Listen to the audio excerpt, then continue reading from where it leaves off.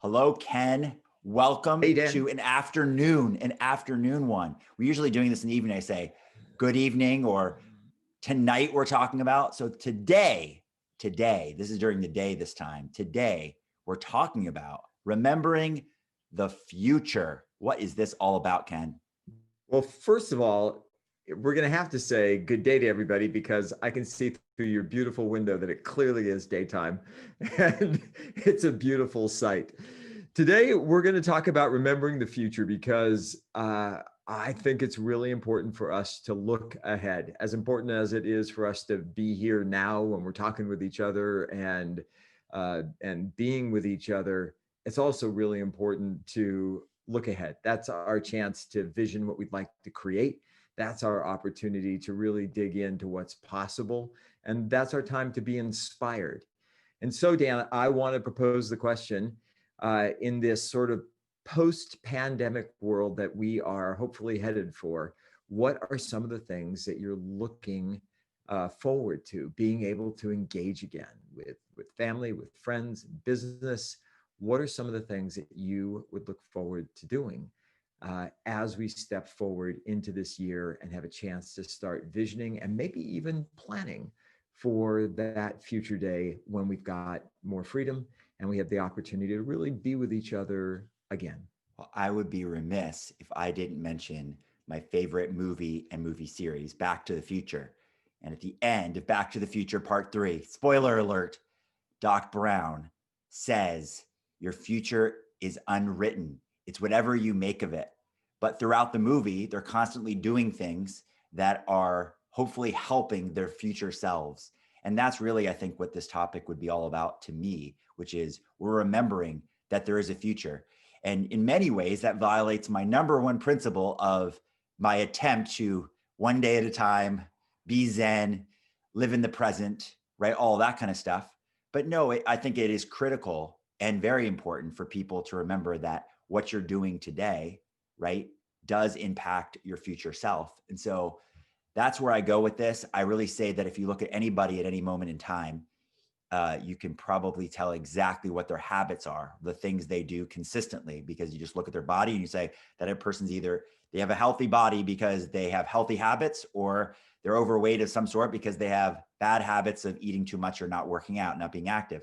So that's just one example, but I think you could look at anything. You could look at success in business. You could look at just other areas of life and you could say, I bet I know your habits. So to me, remembering the future is remembering that what we do today first is important because that impacts our future selves. So no matter what we're trying to get done or what we would like to do in the future, I think it's important that we start now by saying, what should I be doing today that's going to help me enable me to have a better version of my future? That's a cool perspective. I like that, and I love the quote. Uh, I'm old as dirt, and so way back in the day, Harvey Milk was supervisor of San Francisco, and there was a pretty tragic event that took place for people who remember or know something about history. He and Mayor Moscone were both assassinated. But the thing that stood out to me was Harvey's life and his famous quote, and the one that stays with me is, "You got to give him hope." And that's what I think about when I think about this. It's like there's got to be hope. There has got to be something that is calling you forward. And you can start by doing something today that'll help bring that future into the present. And that's kind of a cool thing when I think like transporting time. How is it possible for us to actually bring the future into the present? And Dan, we've talked about the fact that our mind doesn't really know if something is happening in a real way as we imagine something. And so we have the ability to create stuff in our mind that's going to shift the way that we think and feel about things. And so, one thing that I did this past week that was just fun for me because I miss travel. I go to Europe every year. I used to travel for business around the US, 150,000 miles plus a year. I love flying. I'm a private pilot, love aviation, love being at airports. And that was obviously greatly curtailed in 2020. and obviously too, any kind of vacation travel, especially travel internationally. So I ordered some euros. I ordered some European currency. And I'm so looking forward to that arriving, because that's something that's going to help me think about what's beyond this. That's something that's going to give me hope and help me to look forward to a future that's newer and brighter and cleaner. And it's not to erase what's happened. It's just to say that in the midst of all of this, giving ourselves some hope, giving ourselves something to look forward to, like a reward at the end of all of it, is going to be essential, at least for me, to help get through it. So the second question of my three questions that I ask at the beginning of every coaching session is, what is something you're excited about or looking forward to? And then I've added this caveat into the question ever since COVID started, which is, even though you recognize that it could be canceled or postponed, because we talked about this in our last podcast, we're trying to say, even though things aren't what you want them to be, I still want you to have your word, hope for the future, right? So something, and I think it's always important that somebody doesn't live so much in the present that they're always like, because sometimes the present isn't as great as we wish it was, right? So there's not a lot. So to have that hope or look to the future, like what is something you're looking forward to or excited about, like coming in the future, even though you know it could be postponed or canceled. So I love that idea of getting the euros, right? So you have that little token, right? That little reminder of a future that could be better. That is oftentimes why most people, these people I coach, and a lot of people do similar things to me, is they write down something on a board. Like I have a whiteboard. Some people have like a vision board with pictures, or they'll have some sort of, like you, like a token or some visual reminder of what they're moving towards. The term that I use in coaching is your future reality. And there's just a play on words for people will say, what are your goals? Like, what are you striving to achieve in the future? And I say, well, goal has an implied potential failure, right? Like, I hope I get that, but we'll see. I could fail at my goals. So I say, no, let's transform your goals into future realities, because here's the distinction in my brain. If we together decide this is so important, this will become your future reality. And we'll set a target date for wanting to have it by X date. But if it doesn't happen by then, I love this saying, God's delays are not God's denials. That doesn't mean you're not supposed to have it or you'll never have it. That just means we say, okay, hasn't happened yet. So I set a new target date. I make whatever adjustments I need, but I'm constantly moving towards my future reality, because it's not a matter of if it'll happen. There's no way to fail unless I give up on it. It's just a matter of, will it be based on my target date, or do I have to move and create a new target date for the future? But I love this sense of looking forward.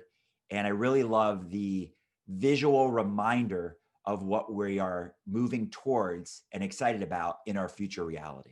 Yeah, I love the distinction that you just made with goals, because goals, they succeed or they fail, right? It's like timeline deliverable, and it's going to succeed or fail based on the parameters that you set.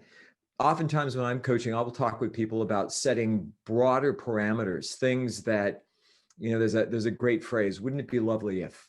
And it's just, there's kind of an ease about it. I'm going to get the euros. I'm not sure exactly when we're going to go to Europe. I'm not sure exactly where we're going to visit or how long we're going to stay. But just having that reminder there, having that token there, is going to be an important piece for me as we look forward to that. And again, I love this phrase. This is a gentleman who used to coach with me. He talked about, you want to call the future into the present. And I love that notion of bringing it, making it present now. And part of making it present now is having pros. Part of it too, like you described, a vision board on which you're just writing down the things that you want to see. Some people like scrapbooking old stuff and tearing photos out of magazines and doing that. But there's this great sense of, wouldn't it be beautiful if, and we allow ourselves to actually daydream into that, right? And it doesn't negate the now, and it doesn't negate planning or goals or any of those other things. It just gives us, from my perspective, it gives us some balance. And this is that kind of three-part thing that we've chatted about before. The past is useful for information. It's great to give us information, what worked, what didn't, why. The future is wonderful for inspiration and vision. The now is where things are happening, and we have to be present to this moment fully in order to get everything from it that we can. But without the knowledge of the past and without the inspiration and hope of the future, man, the now can be just a very dry place to exist. People make emotional decisions and then justify it with logic. It's very well known in anybody who studies or does sales, right? We are always trying to tap into the emotional reasons for why people want anything. And then if you have to explain the emotion or the reason or the decision behind what you did, you hopefully have some tools ready to justify it with logic, to back it up with some logical information. The reason I say that is because I think companies too much, and Ken does more consulting than I do, but when you get into companies and they're setting their pro forma and they're projecting forward quarter by quarter or year by year, and they're looking forward to like their goals, right? Their company goals. It is almost always logic based. It's almost always numbers based. It's like, we want to grow by X percent. We want to improve our revenue or profit number by Y percent. So they go down. That does not influence or excite anybody. Numbers are logic, right? Percentages are logic.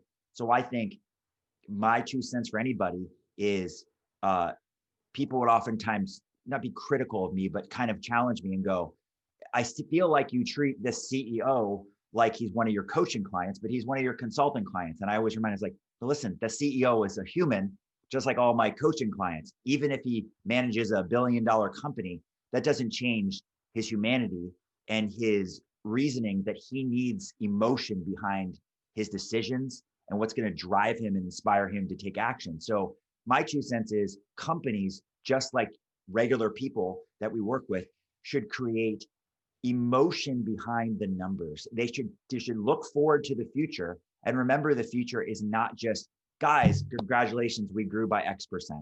Guys, congratulations, we improved our profits by Y percent. But it's like, here's an example of emotion. You could say, we've now added this new lounge and we put this free candy for everybody in it because of our improved numbers this year, right? Or you could have like a picture of this really cool office that you're gonna like do some sort of remodeling or renovation to when you hit that number. And then everyone can look at that picture, right? And say, oh, that's what we're gonna get. And that would drive me forward with emotion. It's not just that logic based on numbers alone. There's a company that I've worked with, and they have a particular division within the company that people were sort of using as a landing zone. They bring new recruits in and kind of train them up, and then all of a sudden they were on to other parts of the company. And the guy who was leading it really wanted that division to be a place where people could grow their careers and really where they could get all the experience they wanted and needed. And when we started talking about the strategic plan for that particular year, it was all numbers based. It was all about those goals. Sat down and talked through, well, what do you think would excite the folks that are here, and what do you think would make other people that are coming into the company want to stay? And the was, I don't know.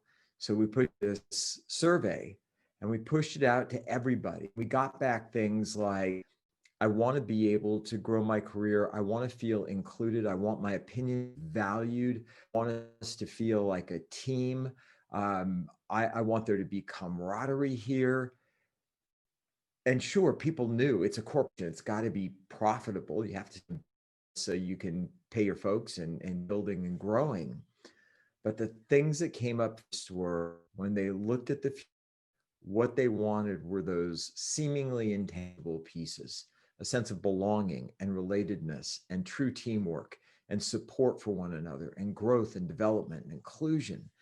And so we worked hard to create kind of a foundation, and then based on that, build the plan that was much more traditional in terms of what are the numbers that we need to hit and the things that we need to do.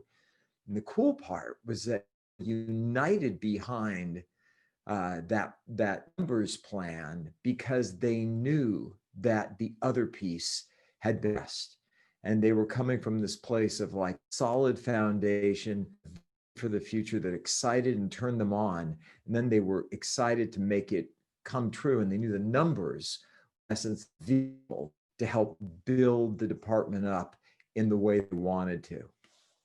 I spoke about this briefly based on another topic in a prior podcast, but it reminds me so well of when I was going around this one company and asking people what they wanted, similar to like a survey. And the owner and some of the executive members guessed that what they would want was completely different than what they actually wanted. And when it came down to it, what people cared about more than, let's say, extra time off was flexibility of dress, right? So they just said, no, I don't care about more days off or different work schedules. I would just like to be able to feel comfortable in the office, right? And just be able to dress more casually and enjoy, like that would make my time here more enjoyable. And I feel like I'd be more productive.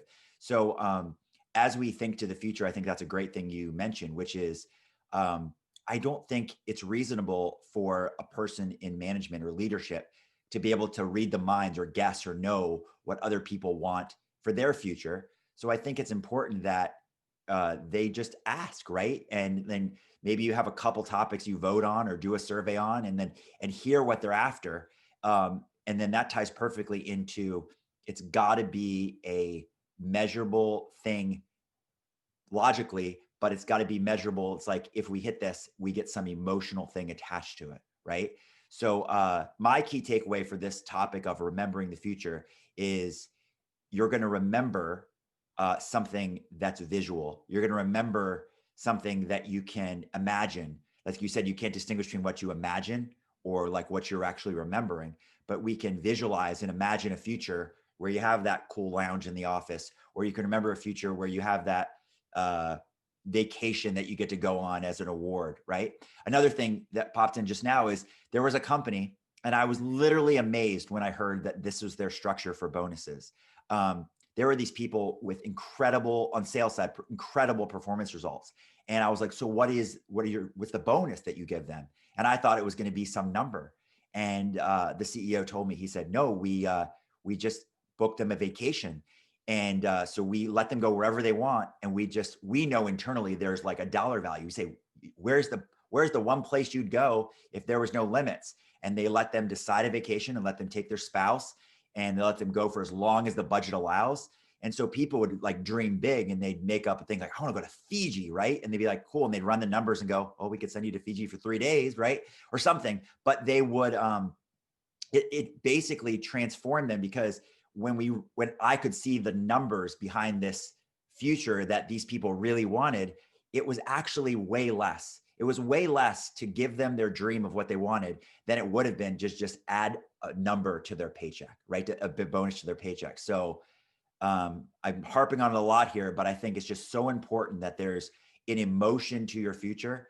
And I just know that not logical things, but emotional things are going to definitely be the driver that gets you excited and looking forward to a future.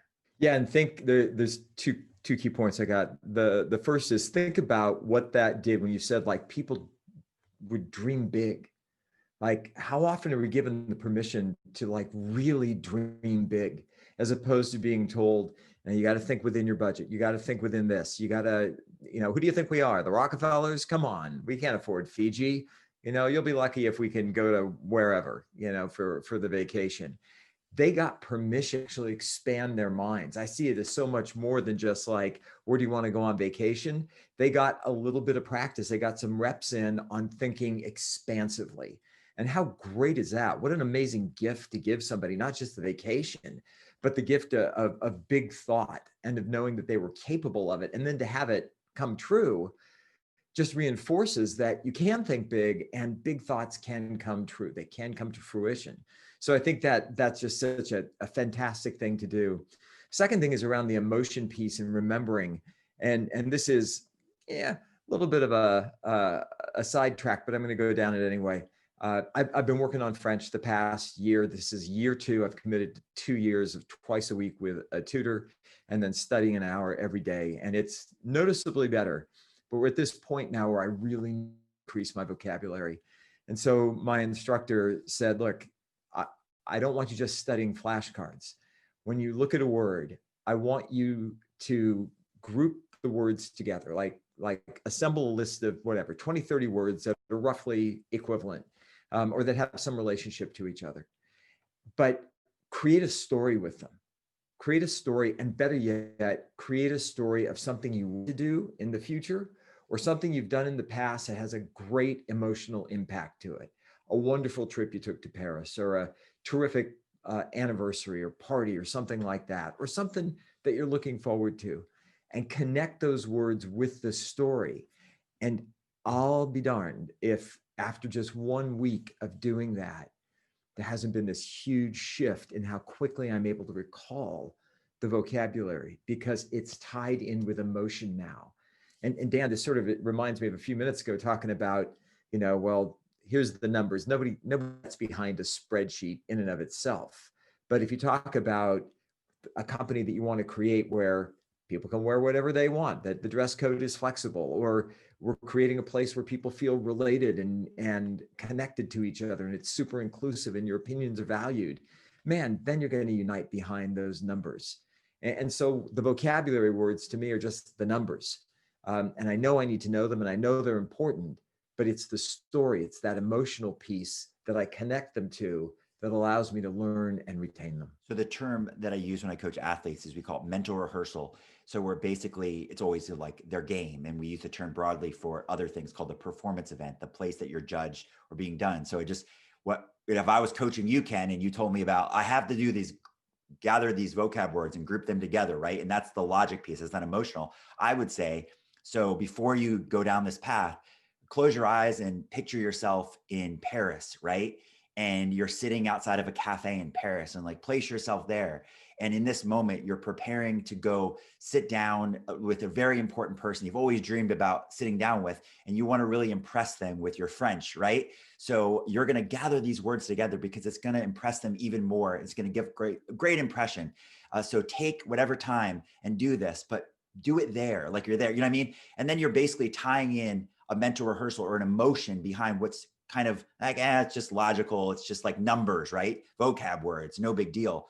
But I think that's the key for anybody. It's we tie these pieces together. We can mentally rehearse. It's a lot like practice, and games are really feel that way. It's like, gosh, I've been practicing for so long. I need to get to my games. I want to play my games.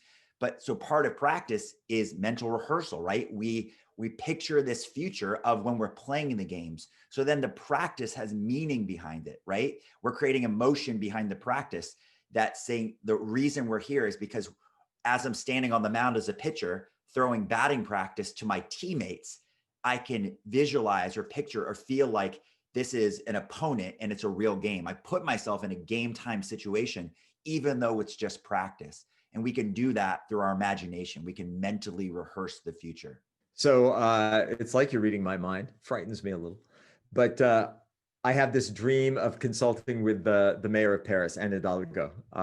I love her. I love what she stands for. I love what she's doing with Paris in terms of environmental improvement and all sorts of other things. And I have this dream of like working with her, like being a consultant to her. And I actually have a picture of the inside the Hotel de Ville, which is the mayor's office in Paris. And I imagine myself sitting down in there with her, having coffee and speaking in French, and just talking about all the great things we're going to do together, and giving her my feedback, and she's valuing it. And then she comments me, "Your French is so good." And I, of course, reply, "Oh, you're too kind." And we go on from there. But it is the most impactful thing to be able to put yourself in that space and just allow your mind to amplify the you'd be doing. There's no drifting away. When you're practicing cards, it's like, oh my God, how long can I do? Right? But when you're in the space of the story, when the story's being told in your mind, it becomes fun. And I think that's it. There's like an ease to it. And the work aspect fades away and it becomes play. And that's what makes it work for me. To finish this up, remember the words of the famous Doc Brown from Back to the Future. Your future is not written yet. Your future is whatever you make of it. So when you create your future reality, start by dreaming big, Get excited about what's possible and picture it and imagine it in your mind and emotionalize it. And then as you take these logical steps that are necessary, that I could look back, or you could look back and see, oh, what my future reality is just the results of the daily actions that I took and the things I did. Those are the logical pieces, but let the driving force behind it be that exciting emotion that you create and that you envision for your future. And I just add, if you don't like where your life seems to be headed, tell a different story. It's within your power to do so. Tell the story that you want to come true, and then it will.